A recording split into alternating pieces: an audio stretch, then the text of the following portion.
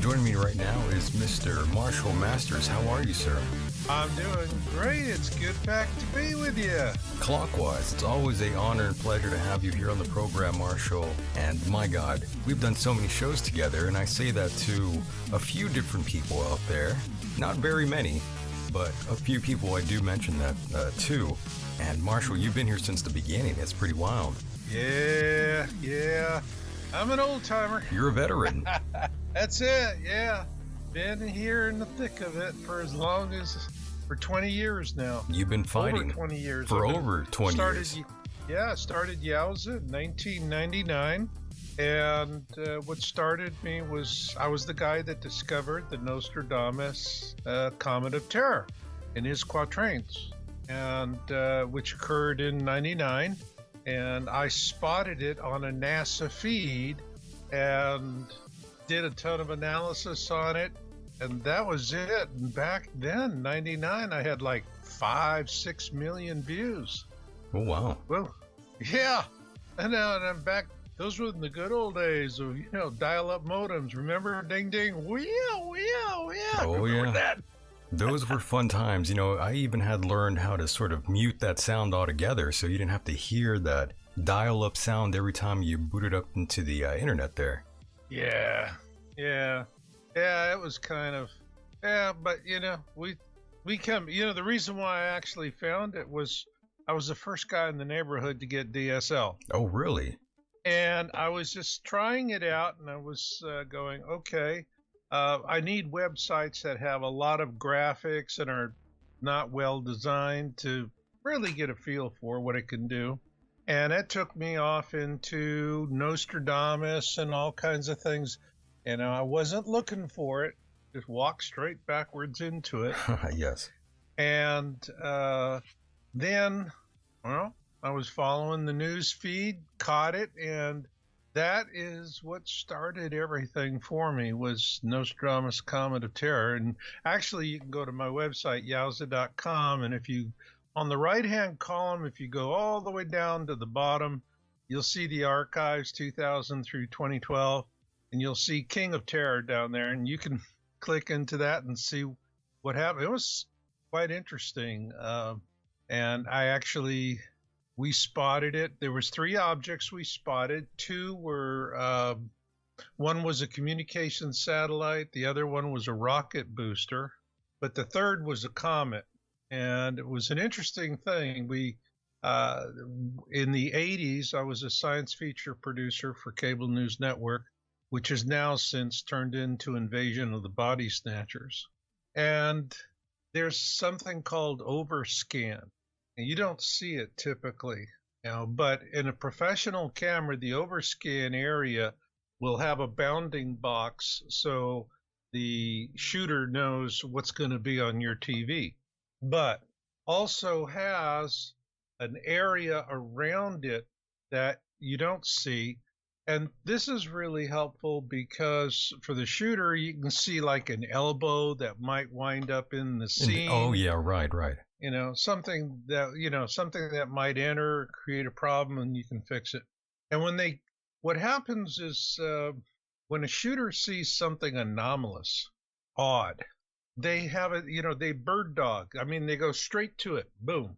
And so what happened was this NASA guy, he actually tilted up and to the right to see what was in his overscan. And when he did, boom, there were 3 objects. And Richard Hoagland, after we published, it was on Millennium Group, Richard Hoagland, he's the guy that Cydonia face thing. The faces on Mars, yeah. Yeah, he said I was confused by flash bulbs. And I'm like... That's what he said? Yeah, that's what he said. He said, I was confused by flash bulbs. Well, it's been a little while since we used flash bulbs. And the funny thing was, I had a French cosmonaut on the Mir station corroborate 2 of my 3 objects. And he had a picture of them looking towards Earth, and you had the NASA guy was looking up towards the sky.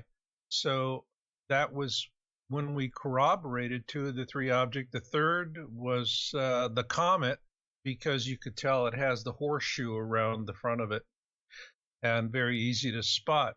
And so that's what started it, was the Nostradamus Comet of Terror, and I found it. And since then, one thing led to another, wound up into planetx, and planetx is coming, It's like I saw Nibiru naked eye through a webcam in Turrialba live the day after Christmas, December 2012. I remember. That's right. And, people say that, they call it a hoax. It wasn't a hoax.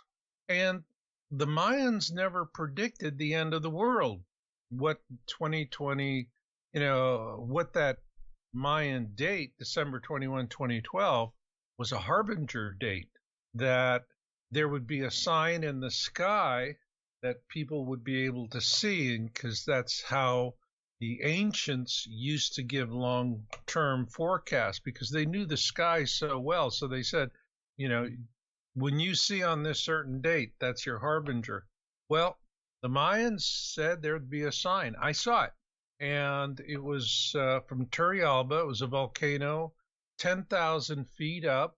The camera was pointing due west, which gave perfect observations for sunset. Because when you have an object that's close to the sun or behind it, you have to wait until, just before dawn, just before dark.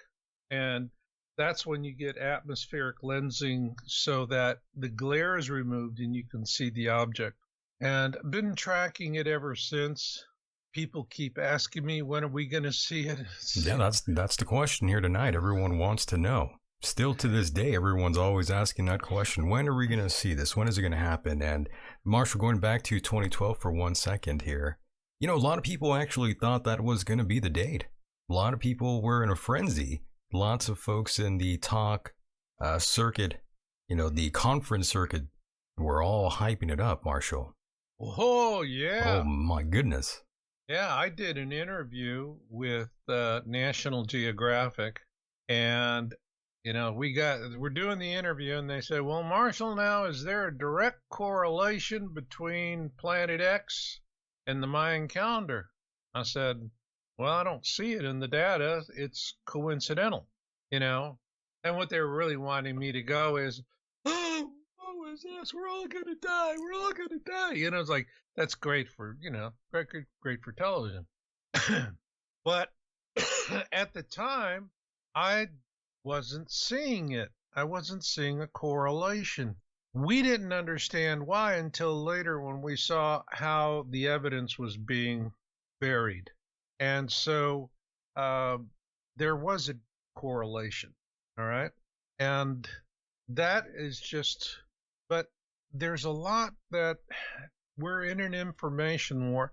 We've been in this information war for decades. People think it just happened in the last few years. No, this is decades, this suppression, keeping information from us. For example, in 2010, our book, Surviving 2012 and planetx, was selling worldwide, multiple languages.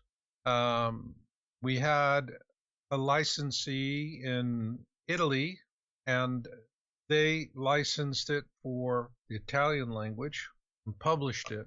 There was the very first ever international conference on planetx occurred in Rome. And then what happened, literally within weeks of that conference, I get a message from my licensee saying, we've taken your book off the market due to bad sales. Now, I had just talked to the guy a week before, and he said they had sold out on the first printing and were getting ready to do a second printing, which was extremely good. I mean, the bookstores were giving our book, but also all of the planetx books were getting high praise, I'm sure. Location. I'm sure they're getting high praise as well. Oh, yeah. I mean, it was like, whoa, we were taken off like scalded cats. Italians were fascinated with it. And then I get this thing that we're taking you off the market. And yeah. I called him and, okay, what's the score here? You tell me you're doing a second printing. Now you're giving me this. Yeah, well, why were they bullshitting you for? Yeah. Yeah. And finally, after he told me what happened. And they had gotten a phone call from their distributor, and the distributor told them, we have been instructed by the Vatican. Oh, the Vatican. By the Vatican to advise you that by order of the Vatican, all books in Italy on the subject of planetx are to be removed from the shelves and burned. Not returned to the publisher, burned. Interesting. Okay. When your books get, bookstores can send your books back if they don't sell. They got 90 days in America. I don't know what it is in Italy.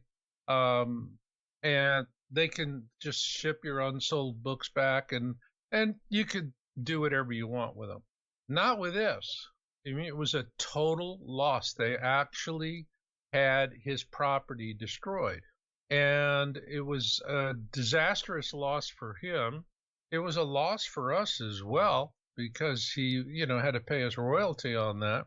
So this is 2010. And there's a lot of other things, although what people don't realize is that the largest amount of suppression and disinformation comes out of the Crown. Absolutely. Which is a city-state in London. Yeah, the Vatican is incredibly evil and sinister, for those that are wondering. I mean, it's all out there, and they present it themselves. I mean, look at the audience hall in the Vatican City. Right. Look how crazy that looks. Yeah. Yeah, for me, it was just those darn reptilians burned my books. I know, they were burning your books for whatever reason, and I recall there was some sort of a Vatican scientist that said if aliens arrived on Earth, the Vatican would baptize them. Yeah, baptize them in what? Yeah, that's what I'm saying.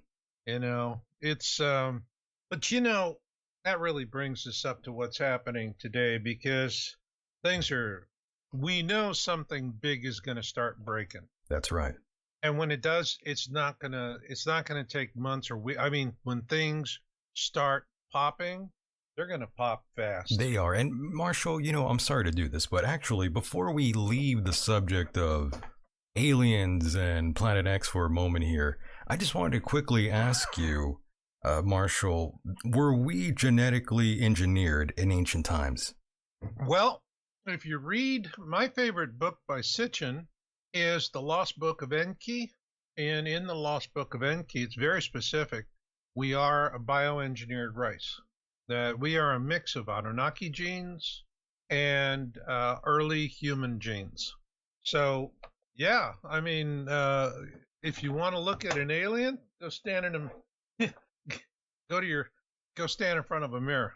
Right. See one all day long. So does that mean you also subscribe with him saying that we were basically created to work for gold mines, basically? Yeah. Yeah. And I mean, and it makes sense to me because when I was in college, I had gold fever. I was going up into Prescott National Forest and we were panning for gold, but mostly looking for old abandoned Spanish mine shafts. And you could find collectibles in those things. You could also find rattlesnakes too. Right. And learn that the hard way. But the big payoff was the slag heaps because their smelting was grossly inefficient. And so if you could find a slag heap and literally dig it up and put it in a truck and haul it off and have it processed, you'd have quite a bundle. And so we were always looking around. And when you have gold fever, it's really interesting. There's no stopping. There's no stopping. And, there's other substances that cost a lot more per ounce than gold. And when we see them, we don't get stupid and silly. That's true. But there's something about gold that drives a human insane. Yeah. Yeah. I mean, it was like, I was in my early 20s in college, and to give you an idea of how strong it is like you're sitting there panning, and you got another 45 minutes before sunset, and up walks a Hollywood starlet with champagne and chocolate covered strawberries, and she's almost naked and says, "Hey, let's party," and you look up and go, "No, I got 40 minutes of sun left. Thanks, right. I'll take a pass." That's gold fever. Understood. So, to me, yeah. when I read about it in The Lost Book of Enki, and it's also the book that got me connected directly with Sitchin, because when it came out, Zeta Talk was doing a 2003 flyby and telling everybody that it was going to come by in 2003. And we had been into it for about 18 to 20 months, something like that. Our articles, our website traffic was insane. And we were publishing, where's Nancy coming from? Is this Zeta hysteria or Zeta fact, And because the evidence is not there. There's nothing to substantiate or back up a claim like that when you look at how bodies interact with each other in space. Now, today, things are different. We are tracking on Yowza. If you follow my science articles, you're going to see where ever since December 21, 2012, going into January 2013, the number of fireballs sighted every year has been just going up and up and up. It's kind of like Roadrunner. Right. And the that's a good one. And what happens is, the guy gets on a rocket, the Acme rocket, and he goes straight up. Well, the rocket's still going up. And we are still year over year breaking records for these things. What we're also seeing is that no sooner than did Biden take office, the USGS is lying out their ass about earthquake numbers. Yes. And if you'll see, we show there's you have a natural patterns. Natural patterns have variability, highs, lows, peaks, highs. For this entire year, earthquake activity is lower than it's been in the past several years. And interestingly enough, the variance between each month to each month so far this year has been less than 7%. Interesting. It's been that low. Yeah. And this does not sit with everything else. Right now, about 55% of the country is in drought conditions. We have here and in Europe, barges are not able to move up the rivers because the rivers are down so low. And in our case, we have a huge amount of food sitting on barges that are not going anywhere. And the worst of it is, they're doing a rail strike. So if the barges can't carry it, then you freight it on the trains. Well, now they're going to shut down the train system with this stuff. And it's everything what we're seeing right now are the elites, and the elites are disrupting the supply chain through hitting pinch points. You don't have to take down the whole thing. You take down a little here and a little there. So far this year, truckers are finding that certain franchises, truck stops are getting shorted on fuel because due to government requirements, there's an additive that's necessary for reduced emissions. Well, now they're cutting back on the supply of that additive. On top of that, there's an additive for the oil, lubricating oil in diesel trucks and the diesel engines that's necessary. And that not only was throttled back, but they said it's not going to be available again until the middle of next year. So they're targeting all of these pinch points in combination with natural setbacks, natural disasters.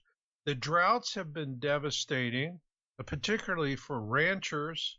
Right now, meat prices are fairly reasonable, but that's because we're eating the heifers. And soon we'll be eating bugs. And soon that's right, we're going to be eating bugs. And we have to, it's hard to get people to focus on this. People kind of remind me of cattle.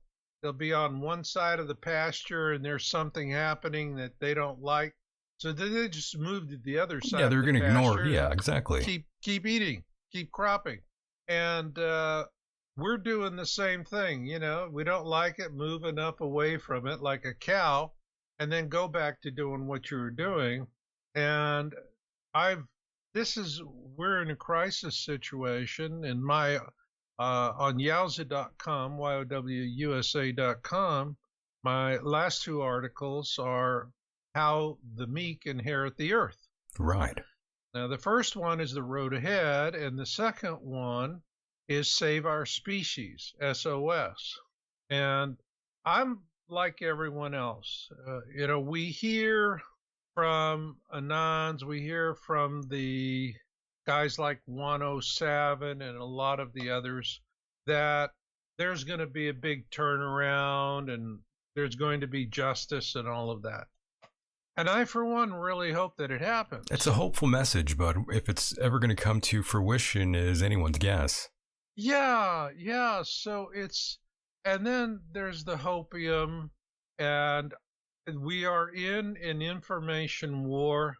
I think what is going to end quicker than anything else will be the information war. I think by this December, frankly, a lot of things are going to start coming loose. You have Kanye West is going to buy Parler. You have Musk is going to go through with his acquisition of Twitter. And he's already said he's going to cull the herd. He's going to probably take out 80% of the company. Ooh, I hope he does. And what he's going to do, probably, my guess is with Twitter, is he's going to strip Twitter down to your technical staff that they're the ones running the data centers and they know how to keep it working and keep the system up. And these folks are really not political. They're the ones that just make the system function. The ones he's probably going after are all these people working on this human behavior control and surveillance stuff. And it's just he's going to go through there and just decimate them. And this is really important. Truth Social is in the US, it's really going gangbusters. It's number one on the Play Store, and people are going to it, but Twitter has the global reach, period. It's everywhere. And I think once Musk gets a hold of it, we're going to start seeing a huge amount of devastating information that's coming out.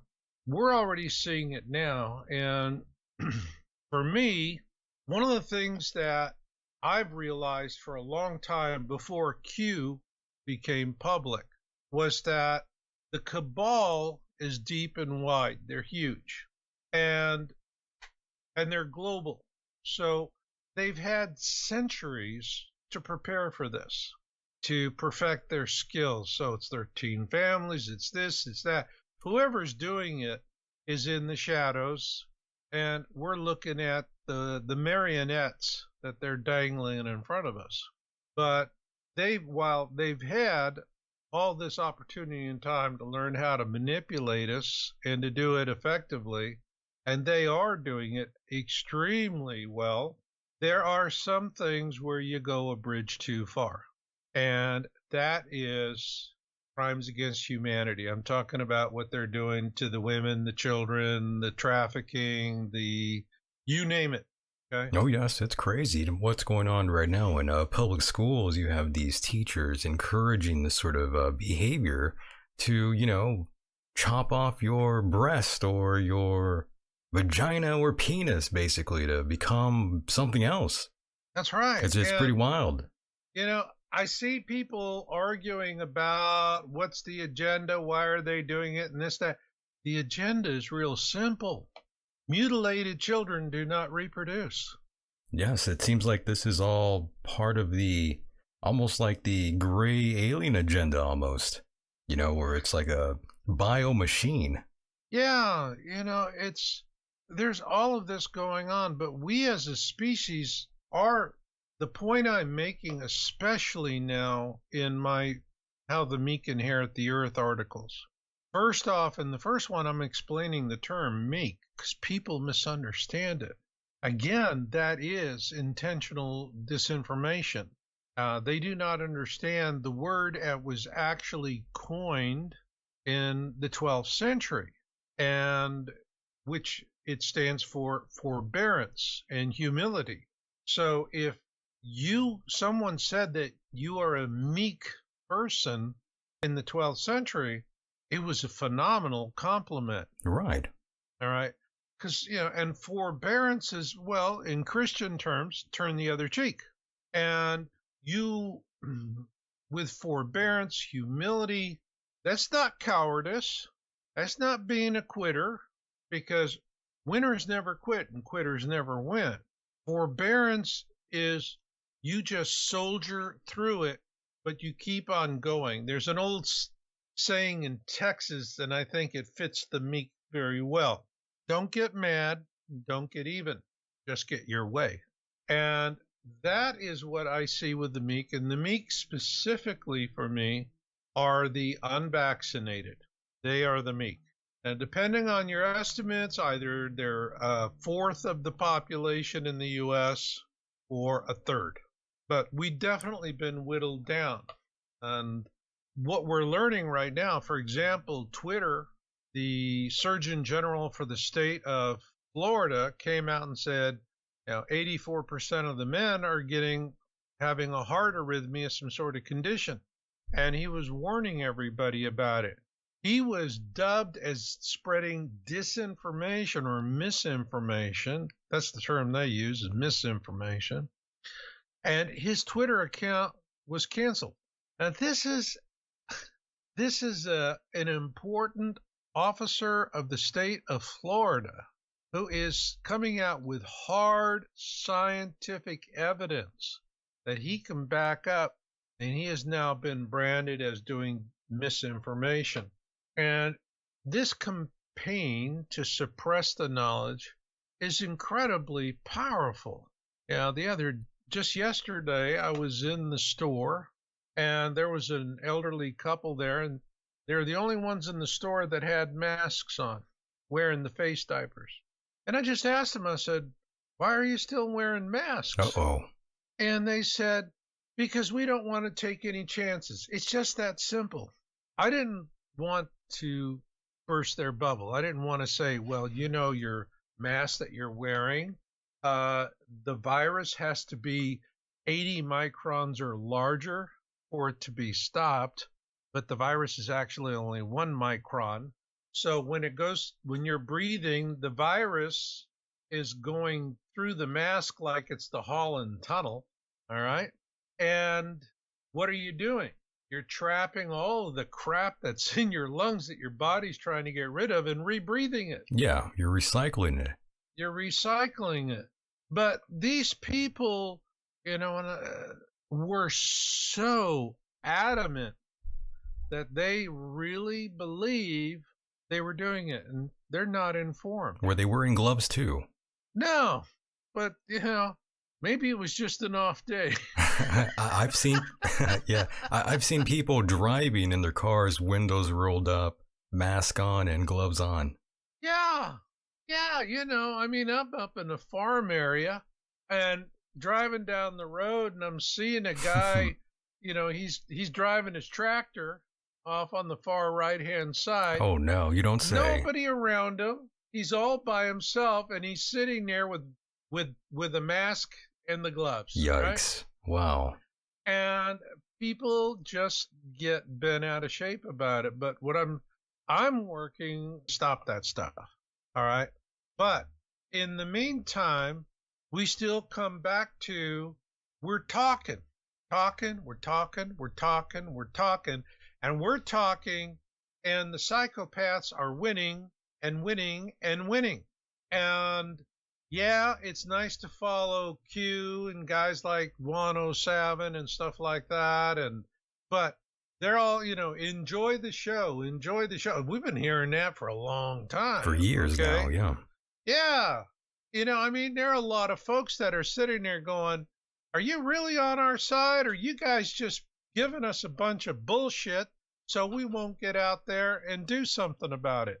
I talk to a lot of people who feel that way, that they've lost faith in it, that they're going, this hopium is the worst thing that could happen.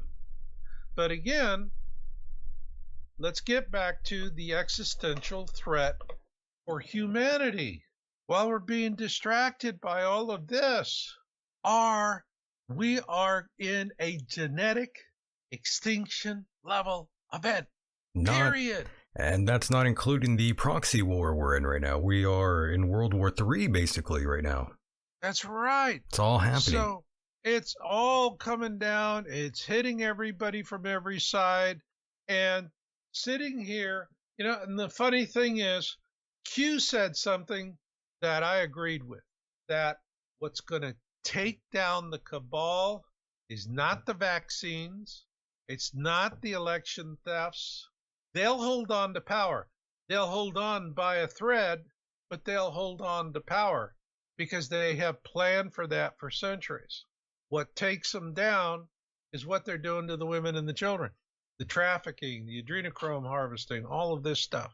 And you go read, for example, it's very, very clear. Go read the terms of service for BitChute. BitChute comes right out and says, if you start reporting on what they're doing to the kids of the adrenochrome harvesting, we'll cancel your account because it's too upsetting for people. Really? On BitChute, they do that? Yeah. I was not aware of that. I thought BitChute was one of these free speech platforms. No, they're not. Interesting. No, they're not. I did not know that. I'll tell you, I found one of my supporters. Yeah. sent me an email, said, go check this video on BitChute real quick before it disappears. Yeah. So I did. It was a dark web video. The dark web is huge. That's where the cabal works.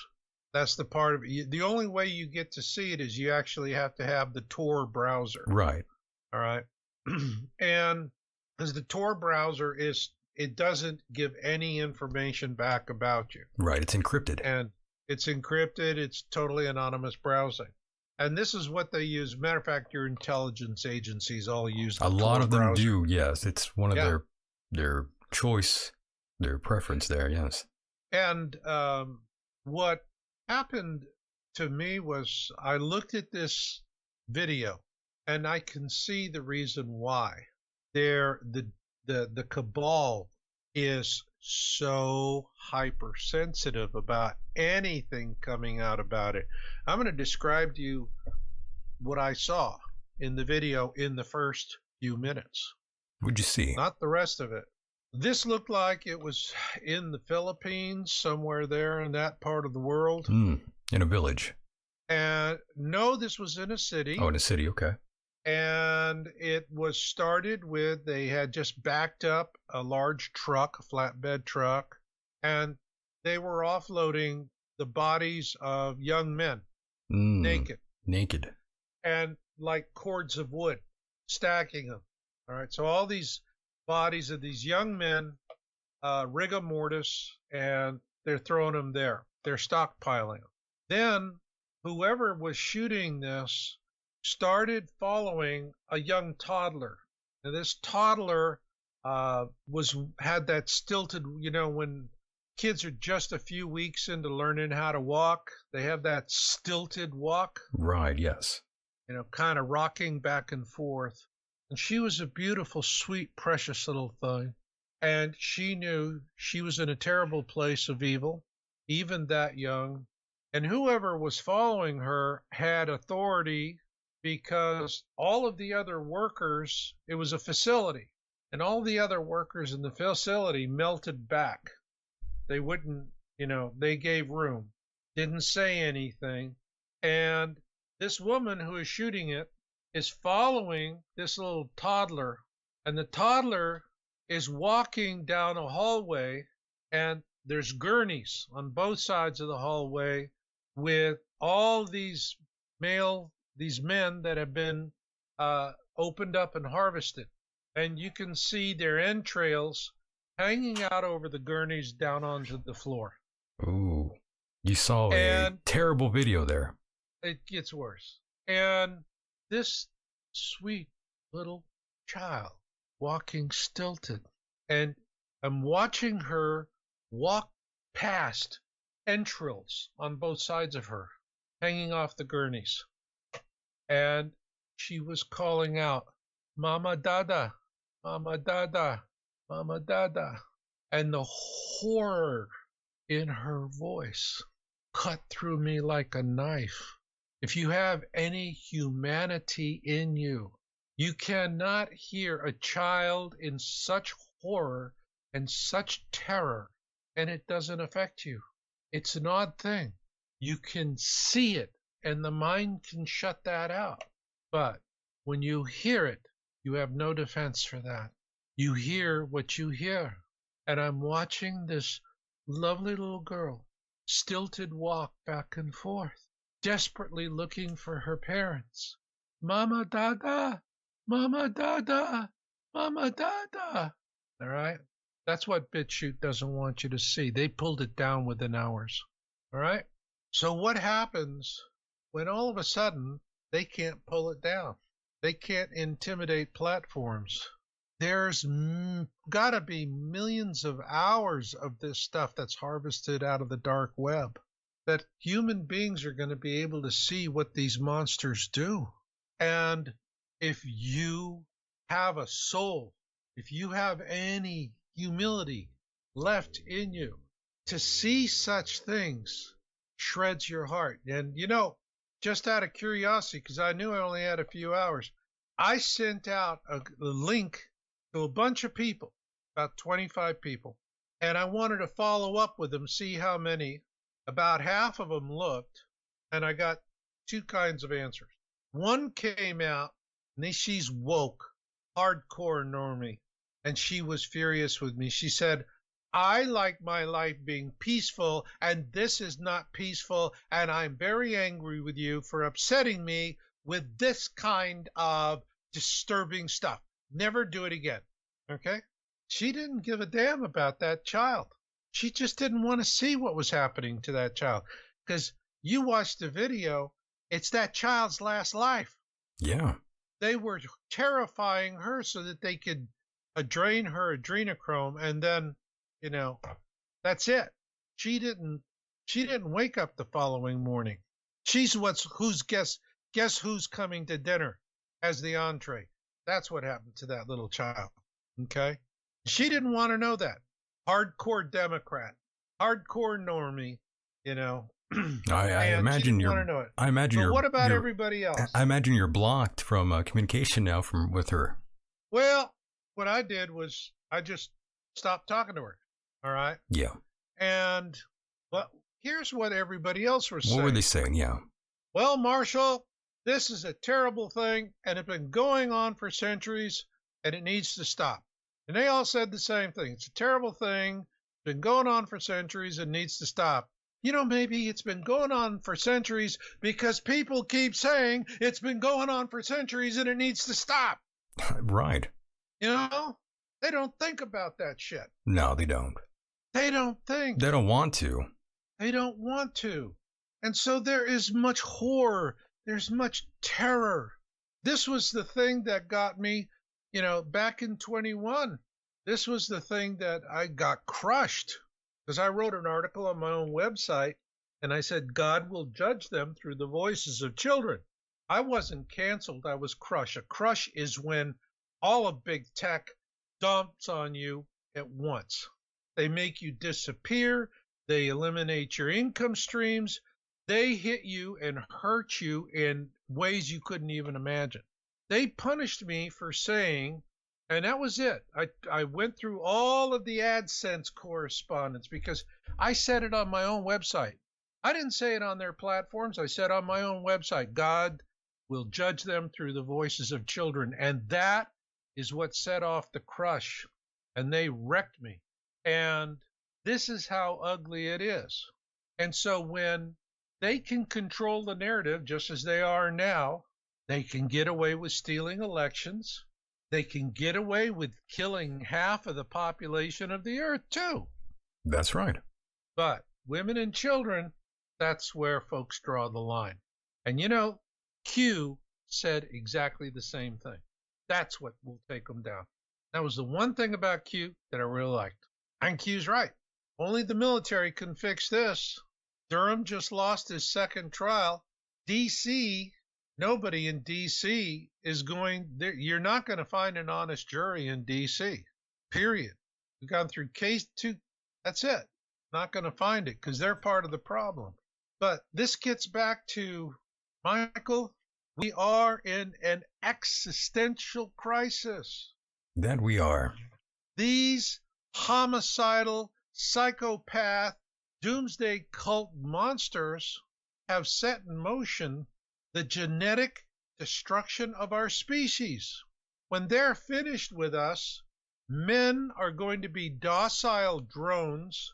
Women are going to be dramatically reduced in numbers because there's only going to be 2 uses for them: portable egg baskets or sex toys. And if they don't do either, guess who's coming to dinner? For you ladies out there, women's liberation, it's been part of the problem because it's been part of the destruction of the family. They always come for the families first. But there's a war on women. There's a terrible war on women because you want to kill the mothers. And that's what there's going for. So again, we hope and we pray that there will be a reckoning, that there will be a change. And I know folks have all kinds of ideas about how we're going to, we have this prophecy that'll come true, this prediction that'll come true. And to me, it's all denial. And I'm sorry for folks out there, if that insults you, that I feel that You're waiting for the Pleiadians to come and rescue us, or your whatever version of rapture theory you want. The sum total of all of that, what it does is it prevents people from taking action. Right. Yes, exactly. They're expecting rescue. We have to stop expecting rescue from somebody else, whether it's from Jesus or Pleiadians or whoever. And we have to start rescuing ourselves. Yeah, everyone's looking for the next Messiah to save them. That's right. And what we need to do is we need to get our alphas. That's it. These kids are so precious to us. And I feel so awful for them of what their lives are. You know, you're a millennial. You grew up with red pill, right? Right, yeah. What is, these alphas, they don't have red pill, blue pill. No, it's much different now. It's black pill. And that's what they talk about. Hopelessness and despair. It's all going to shit, so eat, drink, and be merry. And they have given up hope. And when you give up hope, you give up life. You can't stop fighting. You can't stop hoping for a better future. No matter how dark things are, the minute you give up hope, that's it. You're a loser. And winners never quit. Quitters never win. And that is a quitter thing. And I feel sorry for these kids, but think about it. My generation, I'm a boomer. I grew up watching people get into spaceships and go into space. And the whole world was with them. And what do the alphas have today? They don't see folks going into space. They see people jumping out of burning buildings every year. Yeah. They see replay. They see shootings and people being murdered. That's right. And they see and they see their moms or sisters having a adult website where strange men pay them money to see them naked. Yeah. That's the reality, though. It's quite crazy. It is insane. Especially if you have a daughter right now too. I mean, my God, I feel bad for you. Oh, yeah. Yikes. Yeah. And it's something that folks have got to get off the sidelines. We see people getting off the sidelines to go out and volunteer to be poll watchers. They're going into meetings, school board meetings, and making their grievances known and risking terrible abuse from the Federal Bureau of Intimidation. They should change it.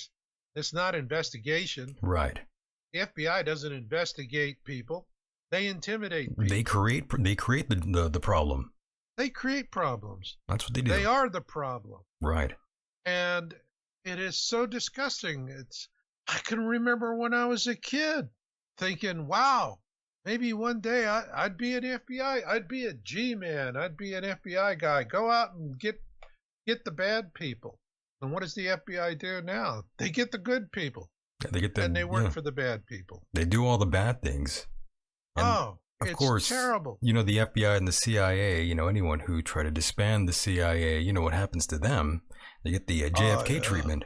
Yeah. And so it's hard to say what is going to finally end what they're doing. But what can we do today? Right, now. What can we do now? Do the doable. All across America. The information I'm getting, communities are assembling. People are coming together. It's mostly in the rural areas. You get in the rural areas, they have been in survivor groups for a long time. How do you find one of these? You ain't going to find them, because out in the country, if they haven't known you for 10 years, they don't know you. You're not welcome. All right? And they're already ready to deal with things. I'm saying, what are you going to do when that's it? The UN peacekeepers, Iranians, and, People's Liberation Army wearing blue helmets, what are you going to do? And they go, we're going to take down every bridge and overpass there is. We got plenty of dynamite. We got chainsaws, and we know how to use them. And they'll get up there, and they're going to be so difficult to dig out. They'll be like ticks in a hound dog's ear. And these people are going to survive. So there's already this trend going on, and it's a very quiet trend. It's the people in the cities that are basically as dumb as a box of rocks. They're the ones that are all caught up with CNN and judgmental and we're going to win, and they're caught up in their nonsense. But a good way to compare somebody from the country and somebody from the city, wait until they're hungry. And you take a man out of the country who's hungry, you take a man out of the city who's hungry, and you give each of them a potato. The guy from the city is going to run off somewhere where he can quietly eat that potato without anybody seeing him. The guy from the country is going to cut it up in as many pieces as possible and plant it so he can feed a family. And this is the huge mindset difference between the large metropolitan areas and the rural areas. And so the meek are principally in the rural areas. So when I am saying the meek inherit the earth, you're not talking about Sonny Overgold from New Jersey. You're talking about Bubba Jones from Backhoe, Arkansas. And Bubba's going to survive because Bubba knows how to hunt, fish, farm, so forth. They already know how these things. If you live in a city and you see a tree, it's not because God put it there. It's because the city planner said it's going to go there. Right. All right. So people live in the cities and they live in artificiality. And they're going to be the ones that are going to do the heaviest portion of dying. And they don't see it. They're clueless, most of them. But people out in the country, they're not. And so to the folks in the country, my message to you is a lot of you are the ones who said, hell no, I'm not taking the jab. You look at that, some estimates 25% are unvaccinated. By others, a third are unvaccinated. But if you want to see where the vast majority of the people who are unvaccinated, they're Bubba in Backhoe, Arkansas. They're not Louis Overgold in New Jersey. And that's the way it goes. But we have to take a much more intelligent. This is where whether you live in the city or you live in the country, if you've been vaccinated or you haven't been vaccinated, if you're a human being, damn it to hell, you got a dog in the fight. You got a dog in this fight, because if our species is turned into programmable drones, we cease to exist as Homo sapien. We cease to exist as God made us, because we have been rebranded in the blood genetically, and we are now the property of Lucifer. And it's not going to work out well for those people. There's a lot of suffering coming. I still hold out hope that there's going to be a way that if we can't stop the damage completely and reverse it, that we can arrest it so that families can still live together as families without the fear of transvection. Because the spike protein and the graphene, that's it. If your grandma's kiss her goodnight, it's a kiss of death. It's a kiss of death. And that, to me, would be the most horrific thing, that on top of all of this suffering, families are going to have to decide, okay, am I going to die from this? And do I want my loved ones to join me, because misery loves company? Now, there's a lot of grandparents out there, and they'll just decide to live with their family and die with them the same way. And they'll take that risk. And then there are folks that can see what's coming, and they know they got to do something about it. And those are the people I'm trying right now to reach out to sound the alarm, and to say, you got to do something. Now, there's a simple step of doing it. First thing, you got to pull together a community of 20 to 25 families. You do this as multi-generational. And the most important generation is going to be your alphas. And then you have to then find a piece of land somewhere where you can be left alone. The last thing you buy is farmland. It's flat. You're competing with Bill Gates and the Chinese, and they're buying it up left and right. What you go for is vertical land, mountainous land, because you're going to cut a wedge in the side of a mountain, build concrete domes that are beautiful and spacious inside, and then you're going to over cover them. And your air will come to you through nuclear biological, NBR, and radioactive filters systems. So you're going to have pure air. You're going to be able to do aquaponics and literally underground farming. When things are good, you could do opportunity farming on the surface. And it's a community that is designed for families. You know, women today don't breastfeed because, well, it's an embarrassing thing to do to public. Well, that's really crazy. In a win-win, in my book, Win-Win Survival Handbook, I talk about eco shells. And so you're going to be able to spend time outside, and then there's times you're going to be underground in your shelters, as you're going to be comfortable. But imagine an eco shell is like a gazebo, concrete gazebo, and it's going to give you a lot of protection. And the inside is spacious, and it's beautiful, and it's designed for one goal in mind, to create a beautiful setting where young mothers can nurse their infants while their other children are in sight. This is the kind of communities we need to create, places where young mothers are protected and celebrated. That's really important. This war on women is disgusting. I've never seen anything like it, that women have to, you got women with a penis and women without a penis. Right, yes. Yeah, how does that work? What do? Turn the penis inside out?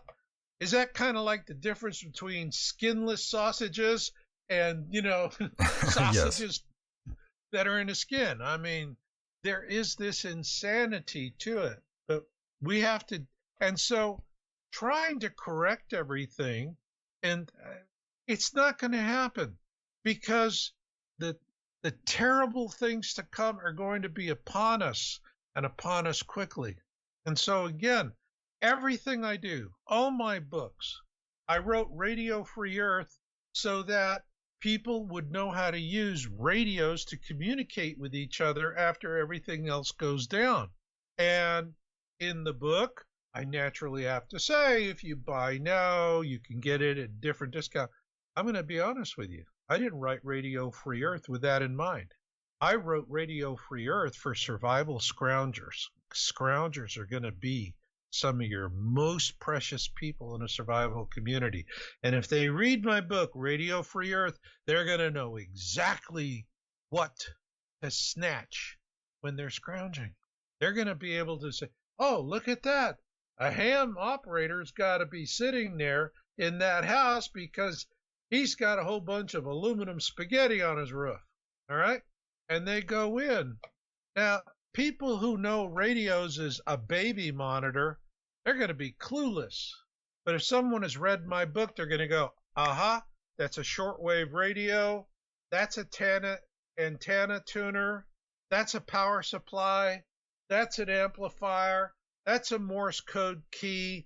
They're going to know those things, and they're going to know which one of them are going to be useful.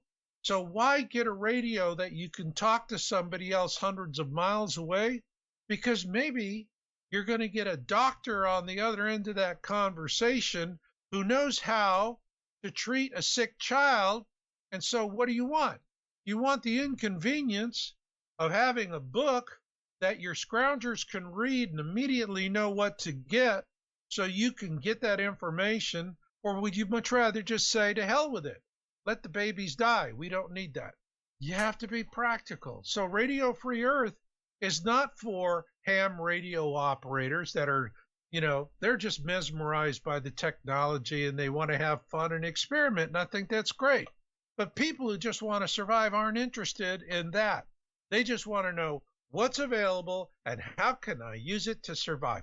That's what I talked about in that book. Period. Somebody reads it, they're going to know everything they need to know to scrounge the right kind of radio so that they can communicate with other communities and stay free and stay healthy.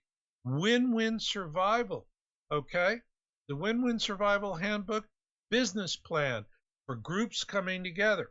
One of the biggest problems I'm seeing right now, and I have groups coming to me, and they always seem to find me after they've gone and jumped into whatever they're going to do.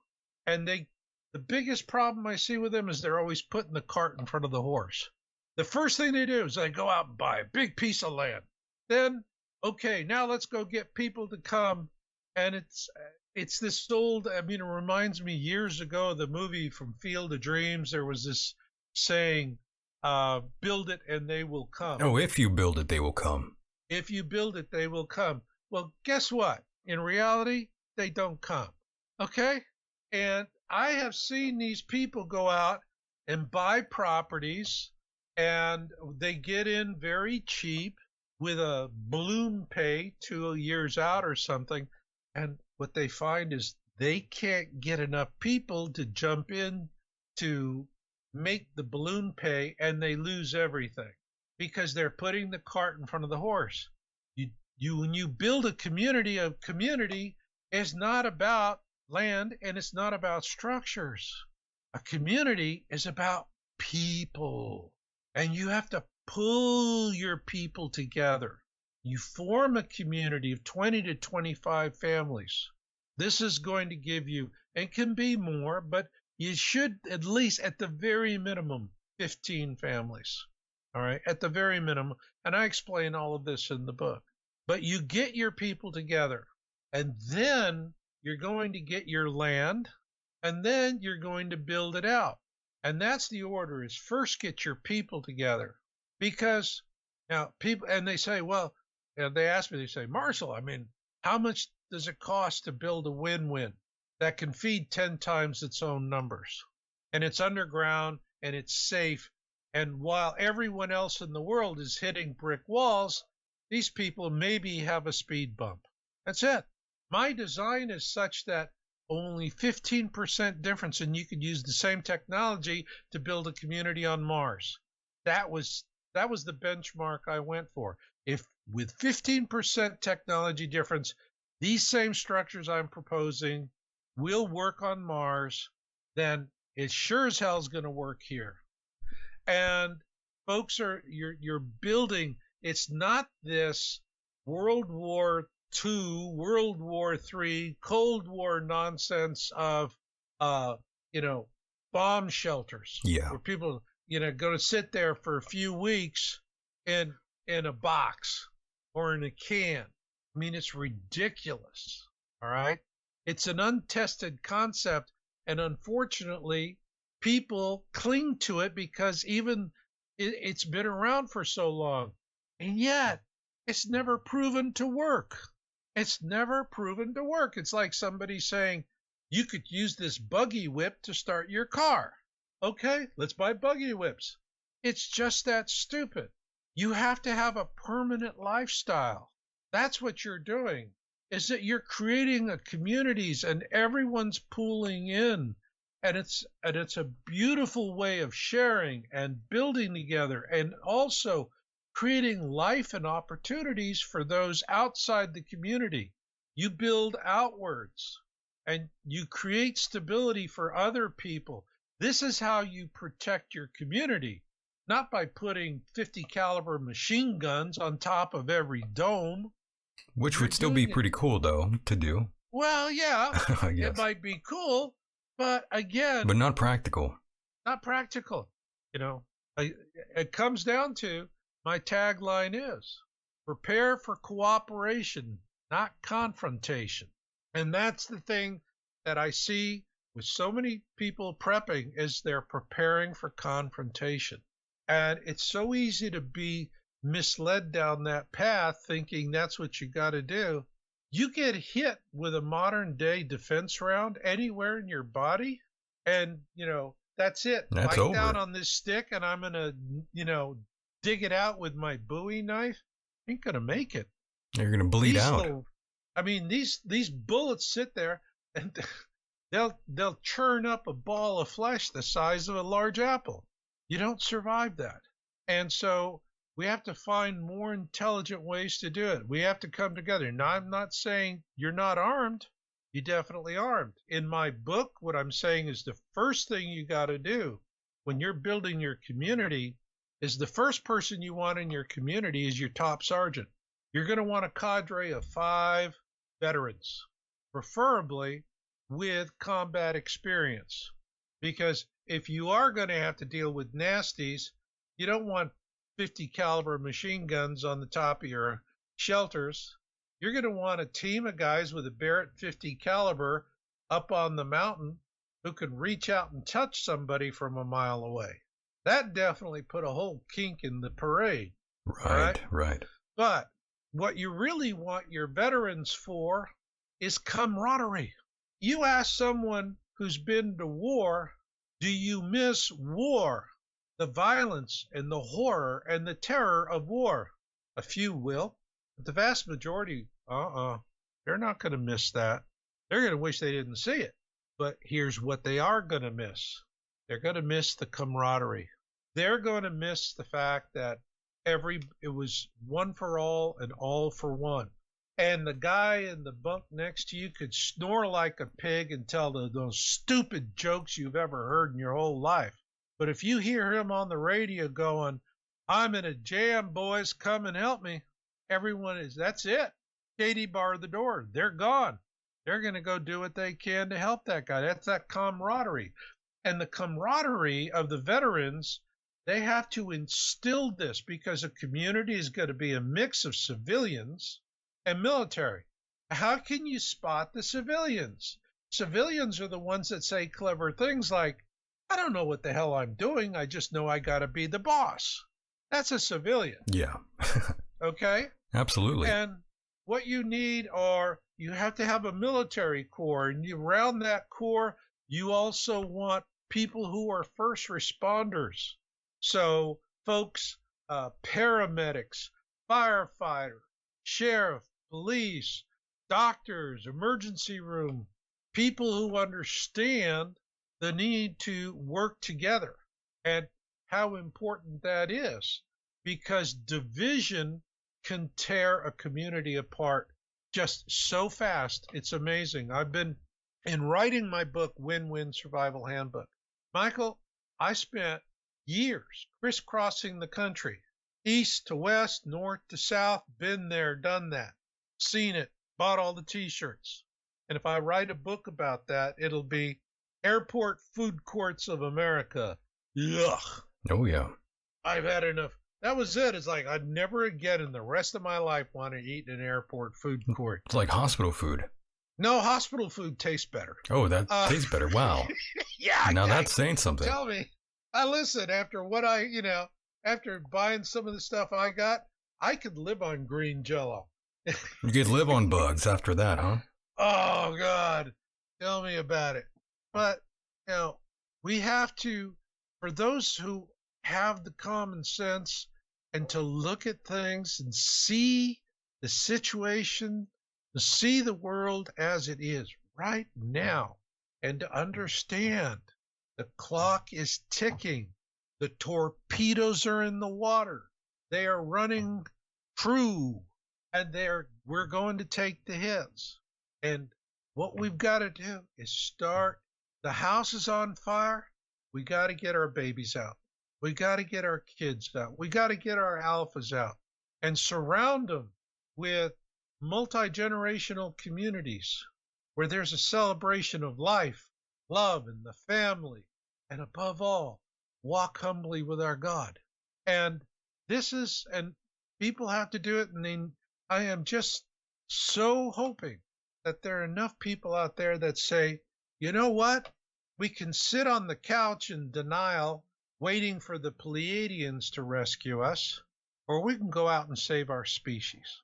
Because if we don't save our species, we're just going to be another layer of fossils that maybe 1,000 years from now, some extraterrestrials are going to go, hey, wonder what the hell they thought. And if that happens, if humanity ceases to exist, you could have things that look human. They're not going to be human. They're not going to be genetically human. They're going to be humanoid, but they're going to be clones or what kind, that's it. And we have, I have this one particular frontline doctor, and she actually reached out to me. It was something where I was always getting information from her, and she said, Marshall, I'm getting a lot of other docs who are contacting me about these black-eyed children, these babies that are being born now to mothers who've been vaccinated, because the vaccine is invasive. It's, it permeates not only the blood-brain barrier, it permeates the placenta, it goes through the mother's milk. That's it. We are just walking vaccination machines, all right?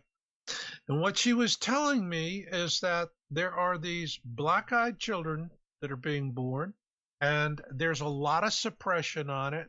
Folks aren't able to talk about it freely. And these infants are not anything like normal infants. They're cold, distant, they strike.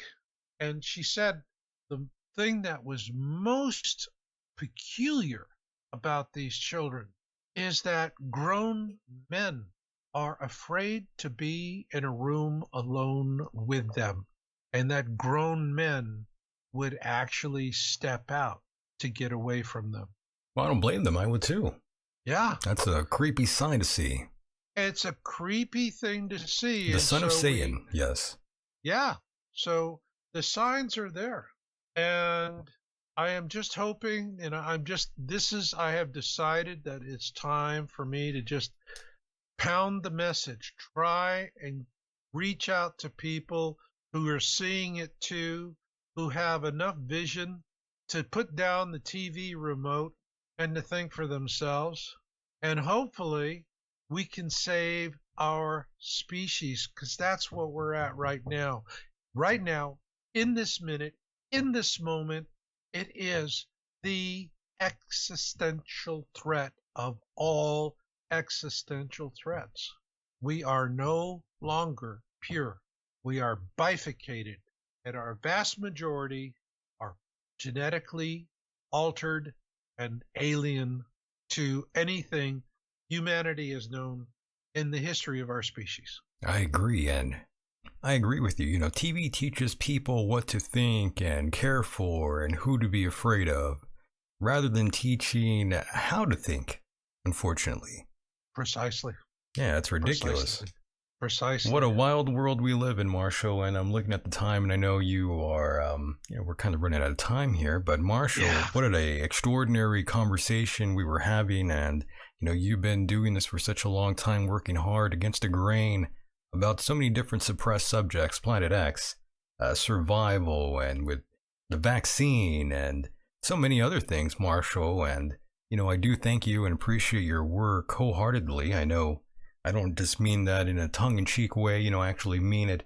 You've been doing this for a while, and you are quite well respected. And, we love you so much here on this program, and we will definitely have to do it again on the other side, my friend. Absolutely.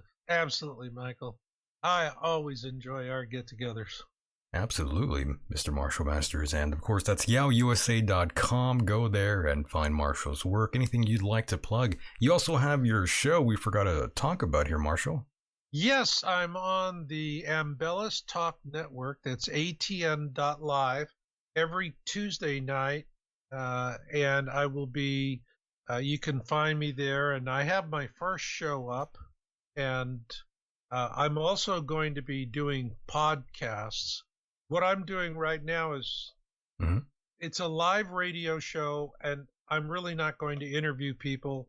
The thing about it is that with Shepard Ambellis, I know him a long time, and he started this, and he's doing well with it. And I just said, my passion, I want to talk, I just want to save the alphas. I want to save our species.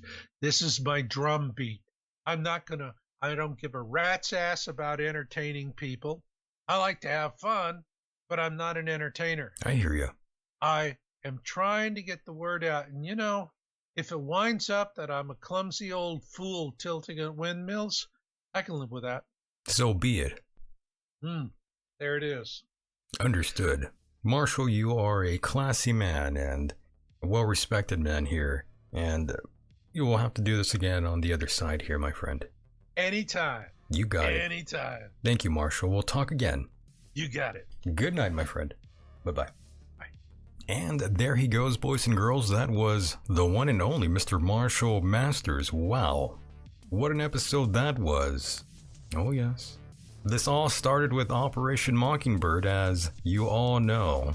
This was a campaign designed to influence the mass media. It's a psychological operation to control the American people. And of course, this all started way back in the 1950s.